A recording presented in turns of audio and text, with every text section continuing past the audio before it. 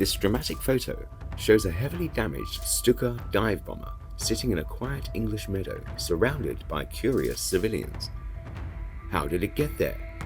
Did the crew survive? The Wingleader team set out to uncover the full story of the Wingless Stuka.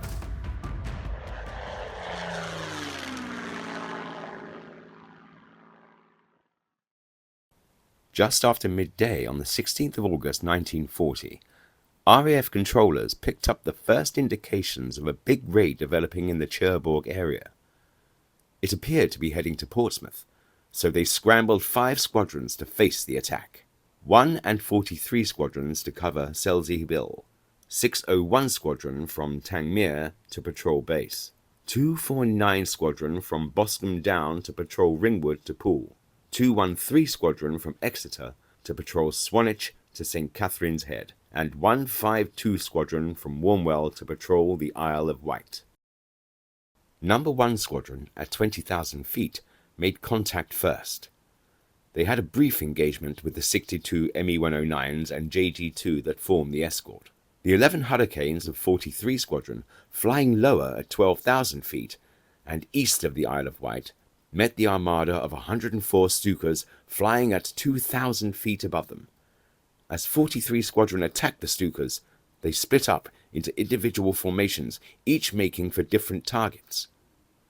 54 headed for Tangmere, 22 headed for Gosport, 20 headed for the Lee on the Solent, and 8 headed for the radar station at Ventnor. This pre-planned breakup of the raid led 43 Squadron to believe that their head-on attacks had forced the bombers to scatter. However, the formation of 54 Stukas of STG-2 remained intact and forged on towards Tangmere. 601 Squadron, which had been instructed to engage the fighter escort at 20,000 feet, could see no fighters, so dived on the Stukas just as they bombed. At that moment, 43 Squadron also appeared on the scene, having returned from their first engagement. Squadron Leader Johnston, the commanding officer of 602 Squadron, looking on from West Hampnet, saw the bombing of Tangmere and scrambled with his 16 Spitfires. Although too late to intercept the main part of the raid, he reasoned that at least his squadron would not be bombed on their airfield. The Stukas had hit Tangmere hard.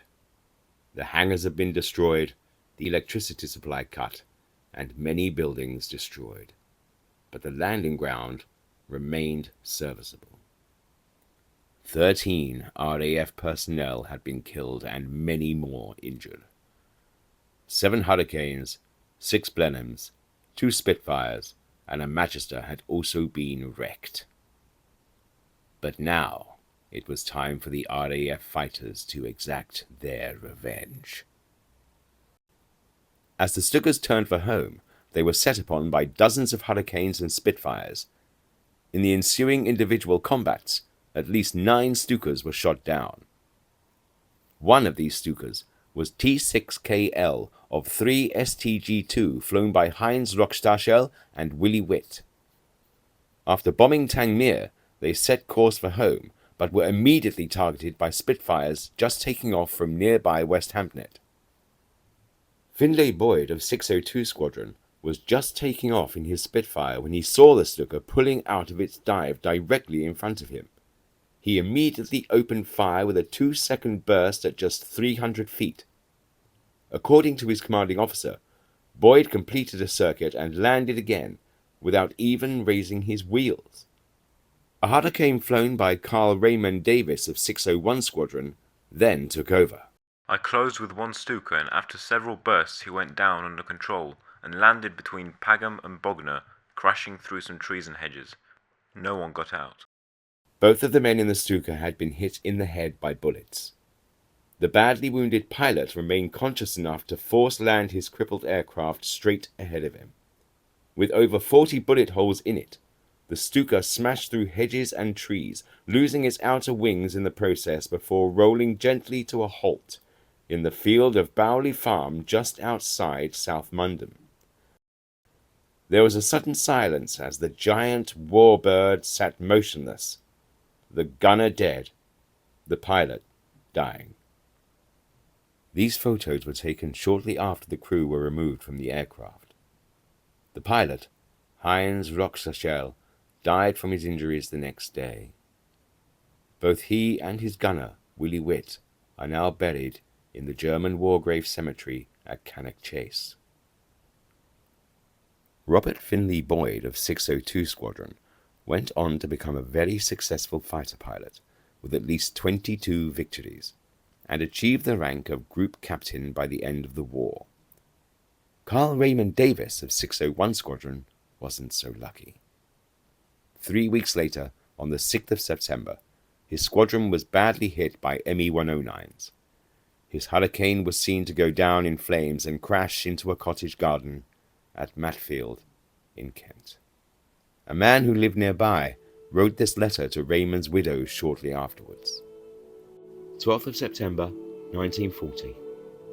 Dear Mrs. Davis, I hope you will not mind receiving this letter from a stranger, one who saw the air battle in which your husband gave his life on Friday morning last, his plane falling into a cottage garden within 100 yards of this house. I am able to tell you that he died in the air instantaneously as a result of 2 bullets through the brain, his machine afterwards breaking into 2 and falling. I was the first to enter the cottage garden and saw him sitting in his plane, with his feet on the rudder bar and the belt still fastened around his waist, clearly showing that he had not moved again after being attacked. I placed a covering over him. In order to be certain of my facts, I visited the hospital 2 days later, where I found him lying with a bunch of roses on his breast, and in company with the matron. I examined his head, and she agreed with me that death had been instantaneous. As a fighter of the last war, I pay homage to a fighter of today, and while I know that nothing I may say can be of any real comfort to you, I do ask that you think of him as soaring into the sky on that glorious sunny morning with a smile on his lips and a song in his heart, to do battle for this England of ours, and then making the supreme sacrifice.